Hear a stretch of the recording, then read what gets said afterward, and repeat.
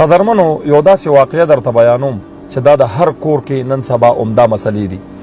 یو جنې د خپل پلار کور ته راله او مور ته دا خبره وکړه چې مورې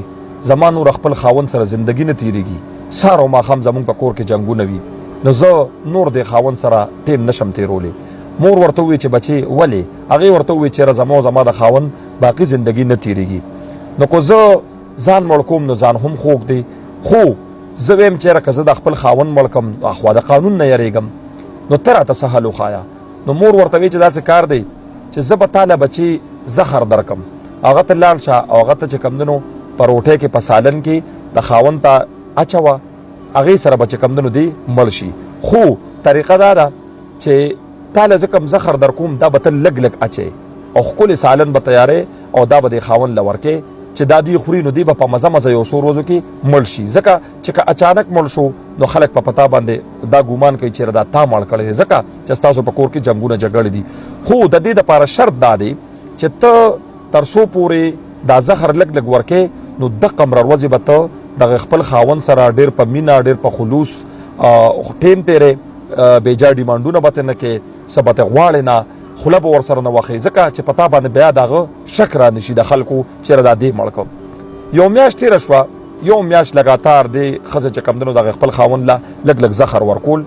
چې میاشت تېره شوه دا جینۍ کور ته واپس راله او مور ته وایي چې مورې د دې زخرو څه توړ شته؟ مور ورته وایي چې ولې بچې؟ ورته وایي چېرې کله نه ما خاوند دا زخر ورکول شروع کړي دي لږ لږ، ما سره خو خاوند ډېر زیات ښه شوی دی، نه را سره جنګ کوي، نه را سره سخته خبره کوي، ډېر زیات عزت مې کوي، زما خو ټول ژوند بدل شو، نو زه دا نه غواړم چې زما دا خاوند دی مړ شي، د دې راته څه توړ وښایه. نو مور ورته په خندا شو، ورته وویل چې بچې تاله چې ما کوم د زخرو په نوم کوم څیز درکړو هغه یو امچوره وه، یو سالن مساله وه چې تاله ما درکړې وه، تا ته ما چې لږ لږ دا اچوه، دې سره به ستا خاوند مړ شي. خو اصل کې د دې خاوند په زندګۍ کې دا زخر ته وي چې تا ورسره سهار او ماښام جنګونه کول، تا د خپل کور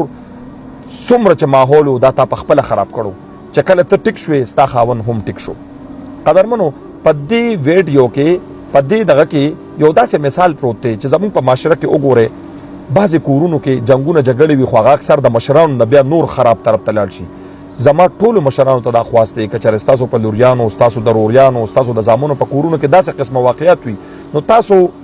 د دغه چورن د دغه مسالې کردار ادا کړئ، نو ستاسو زندگی به روښانه شي، ستاسو د بچو هغې سره به ستاسو هم ټینشنونه ختم شي. خپل بچي په دې باندې کله مه سپورټ کوئ چې چا خاوندانو سره جنګونه کړي، چا چې کمدنو څه سړو ښځو سره جنګونه کړي، په دې ډاډګیرنې مه ورکوئ. د الله پاک